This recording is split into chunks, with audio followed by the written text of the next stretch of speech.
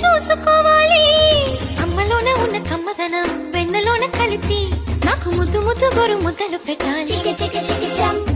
ప్రేమలోన ఉన్న తీయదనం ప్రేమతోటి తెలిపి చిన్న తప్పు చేస్తే నన్ను తీయక తిట్టాలి.